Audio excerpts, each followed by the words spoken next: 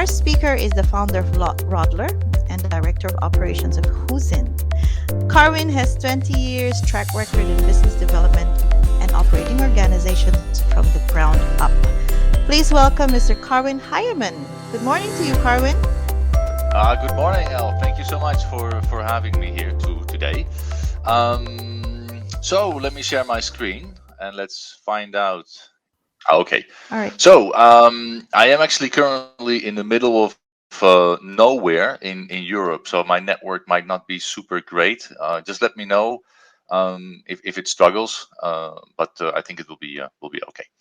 So yes, as introduced, my name is Karen Heimann. I'm actually from the Netherlands. I've lived in the south of France for quite a bit, and I recently moved to Singapore, where I am very, very happy because it's indeed a very nice place. I am the founder of Rodler. Keeps me busy. I am also the co-founder of Husin, which is a software company that focuses on collaboration. Customers there are mostly Fortune 500. I'm also a recent co-founder at Chartdesk, which is in the shipping industry, which is an interesting software company solving a very specific email problem. And I'm an advisor at Helix Space, which is a company that basically helps large companies with their go to back to office strategy in context of COVID. I think that you have done quite some events. Today we're going to be talking about human factor engineering. So let's focus on that. So before I go into my presentation, I just want to share a picture here. This picture is a good example, I think, of how human factor engineering has evolved. You can see here that space travel in the 60s has on the left side a very heavy duty engineering, and that has always been a constant factor. The engineering and the innovation there has always been a constant factor. But where we can really see a clear, tangible evolution is how people interact with technology and how content and data is being digested by human beings. And I think we all agree that the latest one, the Dragon 2, the way data is presented is of course a much easier for people to work with than they did in the 60s. No hard feelings to the engineers of the 60s because it's all they had available to them at the time. But we can see that the evolution of user experience, which is part of human factor engineering, is going in the right direction. So there are many startups out there and many companies that have new ideas and great projects. If we simplify the definition of success, and I say simplify really a lot, there are two major milestones that you need to achieve. You need to achieve your technical goals. I think we've seen earlier today some very good presentations on how to manage technical goals, how to organize your technical processes, how to think in iterations, and of course, how to build a culture of testing. So this is all very technical. But the bulk of this presentation will be about the brand identity and how you communicate on your brand identity. So you have a great idea, but now you need to convert the idea into a real brand. And you need that because if you're building new solutions or products, you may need an investor. So you need to have a brand identity already at that stage.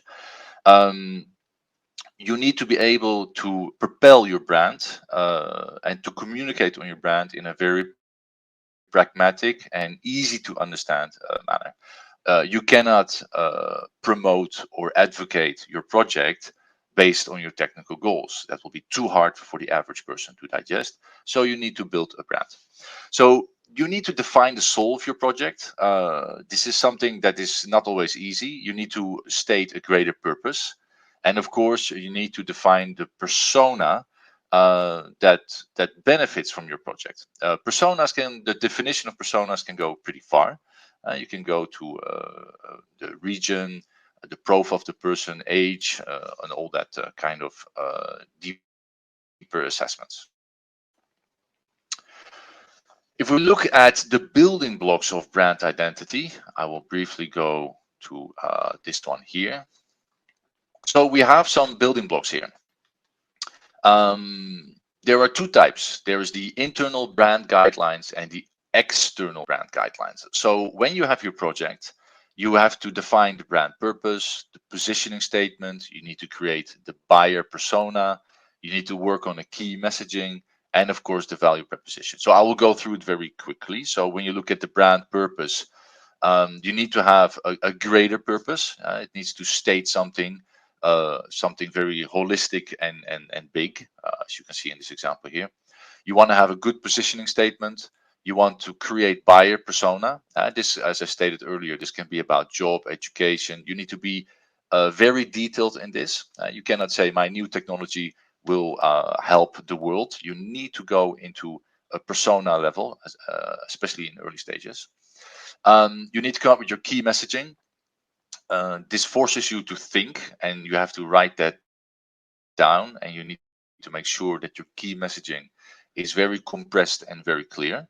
And that's not easy because you have a very complex technical project, maybe, and you need to filter that back to something very easy to understand for a wider audience. And of course, you need to come up with your value proposition. Now, in our little world, we work with startups, and we see that at the value proposition they need that in a very good and organized manner for fundraising, for example. Value proposition, I think, is very critical. We also have what we call external brand guidelines. Now, this is not so very important in this presentation. I'm just going to bring it up briefly because you do need to have a look and feel around your brand. So you need to give it some time and energy. You need your logo, your color, your style, and your voice. So everything needs to be already defined right at the beginning. This is not something you want to do and make up as you go. The brand definition and the brand guidelines is something you want to really do in the early stages. So you work on that, you get your brand identity, and then you need to, as we say, ventilate all this out there through marketing and vehicles. So some examples, not limited to, is of course website, email, office, promo materials, video, ads, etc. So without going into too much detail, your brand identity is the most important part, and then you will find methodologies to get that out there. And depending on what you want to achieve, you need to calibrate your energy in terms of putting it into video or ads, etc. And there's a difference between fundraising or, for example, getting your first minimum viable product out there to the first early adapters. So if you do this, if you have your project and you want to bring it to market, there's often a problem. And it tends, if you're very technical, you have to be careful because um, often you have a vision of your own project. So what do I think of my project? That's a certain picture you have. And then you ask yourself, what do others think of my project? Very often there is a difference between the two, sadly. So there is something you need to be aware of, that others will always think differently of your project.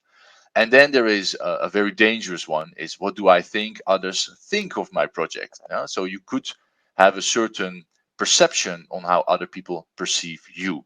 So you have to always make sure that in your project, already on a technical level, you involve external people to make sure you don't get tunnel vision. So this applies, of course, in your technical process, but it definitely also applies in the marketing and go-to-market process. So as stated here, the answer to this problem is to make sure you have ongoing feedback in your projects. And of course, you align this feedback to what you're actually doing, both technical and both in marketing. Okay, so I will go to another.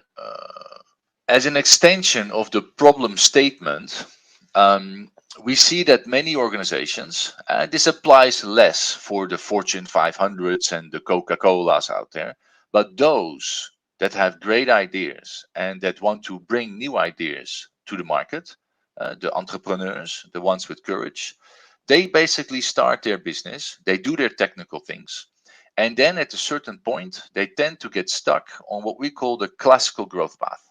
So they are somehow unable to define their brand and to make sure the brand is very well perceived and they can actually build their business. So it's very important to make sure that you define a brand and marketing strategy and that you have that capability to execute on it. It's one thing to talk about a strategy, it's another thing to do it. You need both. So it is very important to move away from the green and to have a very digital attitude towards your product and your project in terms of bringing it to market. Now, some examples of when people get stuck on the green line is when there is, for example, no content strategy. Um, there's no real website strategy. There's no lead conversion. There's no culture of metrics. There's no pre and post conversion. And there can even be what we call buyer and transaction focus problems, meaning the capability to actually close deals as well. So we state this. For us, this is a problem statement. And it is very important that the smaller companies and the startup companies don't fall into the trap of getting stuck in the classical growth path, because you might have a fantastic product that fits a great marketplace. But if you are unable to bring it to the market, you will be the best kept secret. And that is, of course, something you have to definitely avoid. Now, how can we do this? How can we make sure you don't get stuck on this green line? So we basically think that there is multiple iterations you have to go through to build your business. So as stated earlier, you need to define your brand. So this is not easy. This is what we call a design thinking process. So you have to define your brand, you have to define the personas, you have to define the colors, the logos, and all that good stuff. And that needs to be done through a design thinking process. Don't do it alone. You can do it with anybody, as long as you have somebody that will challenge you and that will help you to avoid to get a tunnel vision here. You also want to ask yourself if there is in your early stages a need for an investor. If there is, you need to take that into account into your brand and marketing thinking. Then there is the more technical aspect of the content and digital. It means you do need a website. You do need to be present on the World Wide Web. You need to be perceived already very early as very established. So you need to make sure you have a lot of technical things like backlinks, etc. You also want to make sure you have all the metrics in place and all the analytics to make sure that the perception you're trying to build is actually being consumed. So you want to make sure that people hear about you, visit your website, and that there is basically a continuous growth about your story and your brand. This is very, very important. So once you have that up and running, you have a good baseline. You basically have your brand, your story, you are perceived as positive with digital trust and authority.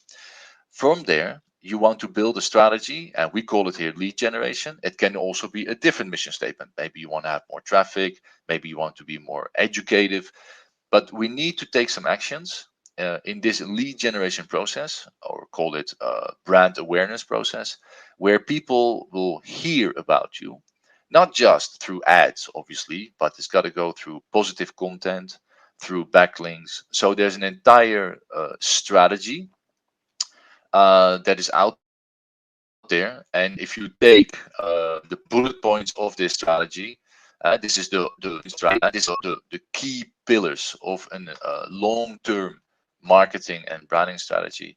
Is where you can do, of course, you need your website, but you can work on blog writing, news publishing, social media. Don't go out there and post something. You need to really have a strategy for that. There's SEO, of course, email, guest post writing. You have all kinds of ammunitions out there that you can use. Backlink strategy, search engine advertising, paid news releases, and then classical things like retargeting, webinars, and sponsorship, etc. This is something that looks pragmatic and tangible, and in a way it is. But we've learned that converting an idea and then executing on this list is time consuming, and it's quite tough. But on the other hand, it's just critical in these days, because if you are going to be an entrepreneur and if you are going to start up a company, yes, you need to have your technical processes in place. You need to have your product, but you definitely need also this strategy to move forward in a positive way. So this basically, this presentation concludes in a nutshell the problem statement. So if I recap briefly, we want to make sure that you operate on your technical goals. Now, we've seen some good presentations today on how to do that. We want to focus today more on this presentation on the brand identity and how to communicate on it. This is a whole world in itself. As stated before, I think it's very important to keep an eye out on the problem statement. There are two of them. So what do I think of my project? Am I the only one thinking that? Or do we have something that do I have people in my team that will challenge me? So you continuously need to work on feedback, of course. And you want to accept this problem statement. You want to make sure that your great idea doesn't get stuck on the green line. You want to propel it through a real digital marketing process and branding strategy. And of course, the methodology to do so, it's not the only one, but could be an iteration process of content and digital and lead generation. I have put in the site, let me quickly check. I am publishing quickly a small poll. So if you feel like answering that could be nice. Yeah, that is something that would be nice if you can answer this. L, I think with this poll, I come to the end of my presentation. I think that sounds good, and we'd like to thank you, Karin, for your sharing.